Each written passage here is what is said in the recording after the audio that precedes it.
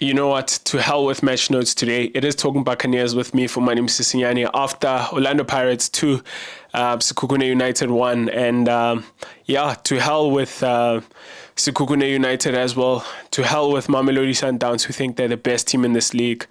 To hell with Kaizer Chiefs and their supporters who were at the stadium to try and support Sekhukhune United because they actually thought that Orlando Pirates was not going to win this one. To hell with the rest of the league because I bet they were supporting Sekhukhune United. To hell with Edwin Jamar, who thought he was going to celebrate that ugly celebration against us.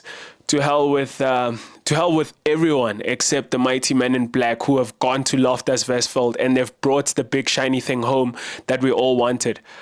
To hell with everyone except the mighty men in black who got that second spot in the league for us, the one that we all wanted when we readjusted our expectations, because that yellow team that plays at Loftus every week, you know, they buy the league with all the players that they buy, with all the money that they throw into it.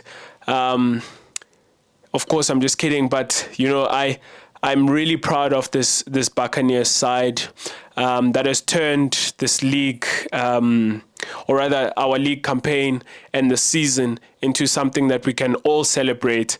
You know, I just remember the turn of events in the year 2023, the results that we started grinding out to the point that we're at right now, where we get to celebrate the Nedbank Cup win, we celebrate an MTN 8 win, and we celebrate the fact that we're going back to Africa.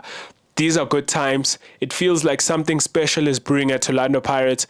It's a case where, or maybe these conversations are a bit premature for me because I want to talk about the game, and there's still a lot to talk about in the off season, about plans for next season and things like that. But yeah, maybe let me just get into the game. I am so proud of the guys because so characteristic of my team, Orlando Pirates. We didn't play well. I don't know how many times I've sat here and said that we didn't play well. I remember a game against SuperSport United, which was somewhat a decider for that second spot in the CAF Champions League, to qualify for the CAF Champions League, and we didn't play well in that game. If I remember correctly, we scored via penalty, or maybe that was the Venda Football Academy game. I can't remember. But I've sat here so many times and said that we didn't play well today, but we've gotten the result. And this is what we have become. And I'm so proud of that. I think it's something that's going to serve us well in the future. We are able to not play well and win games. And this is the result of it. If you don't play well and you win games, you get the big shiny thing at the end. 20 years from now, 30 years from now, no one's going to remember how you played. In the final, it is so vital that you go out there and you get the result. And I'm so proud of Jose Rivero for that. I'm so proud of Miguel Tim in the heart of midfield. I'm so proud of Sibisi, who walked off with a bandage or a plaster above his nose. I'm so proud of Kemet Erasmus, who's somewhat of a leader in that team. I'm so proud of people like Ratomo getting their first medal. So proud of people like Monari at age 33, 34 getting another medal. So proud of Shane in goal, who has led us to. I'm so proud of Munapule Saleng, so proud of Lodge, so proud of Dlamini, who a lot of people doubt and has provided a moment right at the end of the game to win us the game. I'm so proud of Jukamanja, who's also defied expectations to win us this game. I'm so proud of everyone in that club. Evanga, who was cheering on the team at the end. Dion Otto, everyone in the club. I'm so proud of them because they gave us these moments. This season, they gave us moments we can all sit and celebrate and cherish and remember. And I guess younger kids maybe will not know how it feels like to support an Orlando Pirates side that keeps winning stuff. This is what we want. This is the team that we all want. We want this team to be among the best, to be talked about among the best. We want this feeling. We want to travel in numbers. We want to talk about our team. We want to banter. I almost swore. But we want to piss at Kaizer Chiefs, if you may allow me. We want to take the piss at Kaizer Chiefs. And this is the best way how, is when we win stuff. And I'm so proud of my team for that. Maybe just a bit about the game. I think for me personally, that was the best lineup, or amongst one of the best lineups that we can put out for any game, actually. Monyani playing where he should play, Marco playing where he should play. The two centre backs for me currently are undroppable, Koki and Spisi, even though Mteto has been doing great and Ndai is a great defender. But I just think there's a warrior mentality about Koki and Spisi, even though Spisi considered, he made the mistake which led us to conceding that opening goal for Sekhukhune United. But I forgive him for that, just because he's Spisi and he's an absolute darling of a defender. We all love him. Heart of midfield, Makehleni Makaula, huge argument for him to start, just because of how good of a midfielder he is and how he keeps things ticking in that midfield. But no, Tim and Munari, I love them to bits. I think they are very responsible, even though they limit us in terms of, especially them as a pair, limit us.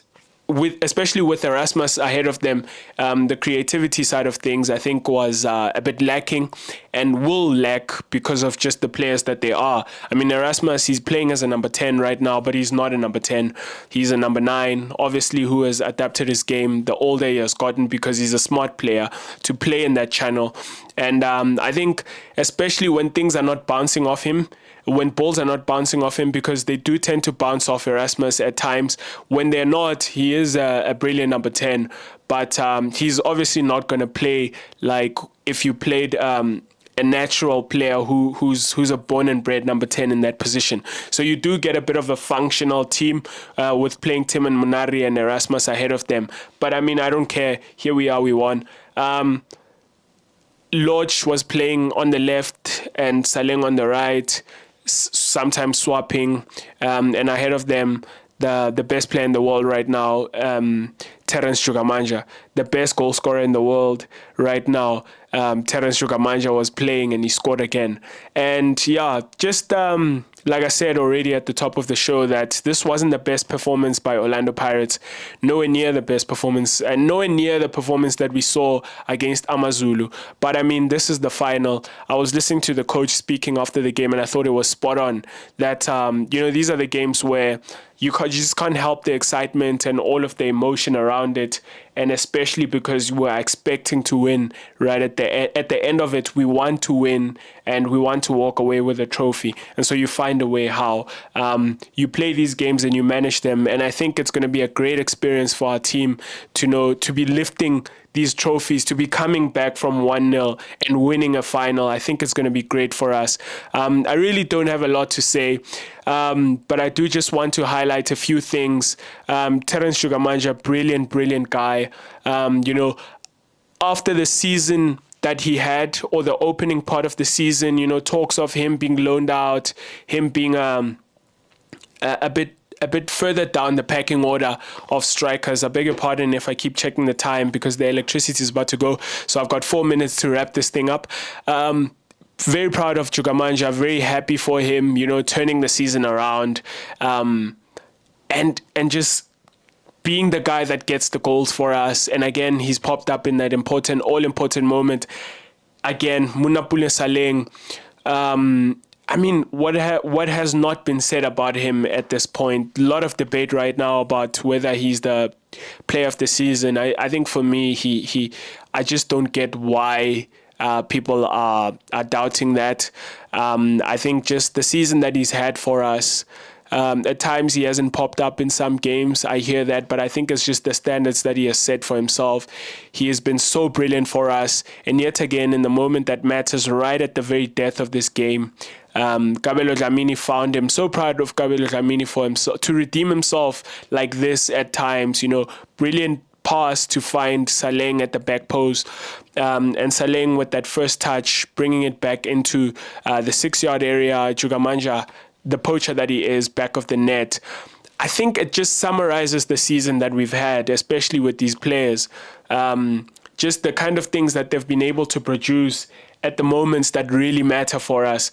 Chukamanja, Saleng, and I mean, I'd go through the whole team, but it really require a whole episode of just assessing individual players. But the likes of Tim, I mean, I could sit here and wax lyrical about him. Paseka Mako, wow.